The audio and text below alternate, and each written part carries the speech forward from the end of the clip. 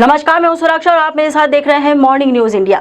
राजस्थान विधानसभा चुनावी रंग अपने पूरे शबाब पर है। प्रमुख राजनीतिक दलों की ओर से उम्मीदवारों के नामों का ऐलान भी हो चुका है, तो दलों में नाराजगी भी सामने आने लगी है।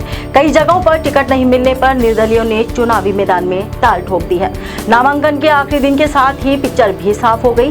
राजस्थान की कई विधानसभा सीटों पर रोचक और कड़ा मुकाबला देखने को मिलेगा। इनमें एक नाम सियासी रूप से अहम माने जाने वाले अलवर जिले का है। अलवर ग्रामीण से बीजेपी के जयराम जाटव और कांग्रेस के टीकाराम जूली के बीच कड़ी टक्कर देखने को मिलेगी।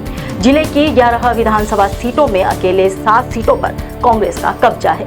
अनुसूचित जाति के लिए आरक्षित अलवर ग्रामीण विधानसभा सीट के राजनीतिक इतिहास की अगर हम बात करें तो यहाँ पर अभी कांग्रेस के टीकाराम जूली का कब्जा है। फिलहाल 2008 के परिसीमन में अलवर ग्रामीण विधानसभा सीट अस्तित्व में आई थी। तब से लेकर अब तक 3 बार हुए चुनाव में 2 बार कांग्रेस तो 1 बार बीजेपी को जीत मिली है। अलवर ग्रामीण सीट पर 2008 के बाद 2018 में भी कांग्रेस की टीकाराम जूली ने जीत हासिल की थी, जबकि 2013 के चुनाव में बीजेपी के जयराम जाटव को जीत मिली थी।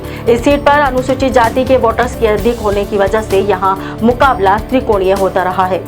बीजेपी और कांग्रेस को बीएसपी भी चुनौती देती रही है। अलवर जिले में अनुसूचित जाति चुनाव में निर्णायक भूमिका निभाती रही है। अलवर जिले की 11 विधानसभा सीटों में अनुसूचित जाति वर्ग का वोट बैंक करीब 20% है। अलवर ग्रामीण में कुल मतदाता 2,56,136 के करीब हैं, जिनमें एससी वोट 56,350 हैं।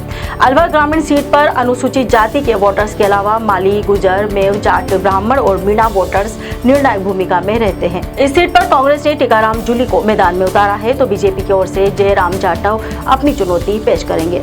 पिछले 3 चुनाव में इन्हीं में 2 में से ही कोई चुनाव जीतता रहा है। पिछली बार टीकाराम ने जयराम जाटव को हराया था। ऐसे में इस बार जयराम के पास पिछली हार का बदला लेने का मौका होगा। बहरहाल चुनौती दोनों ही बड़े दलों के उम्मीदवारों के सामने देखी जा रही है। 2 बार विधायक रह चुके जयराम जाटव के सामने उनकी ही बेटी मीरा जाटव रोड़ा बनकर खड़ी है। मीरा जाटव भी अपने पिता का विरोध करते हुए खुद की दावेदारी जता रही थी। मीरा ने पिता जयराम के खिलाफ भ्रष्टाचार को लेकर बड़े आरोप भी लगाए थे। साथ ही प्रेस कॉन्फ्रेंस में अपने पिता के खिलाफ चुनाव लड़ने का ऐलान भी किया था।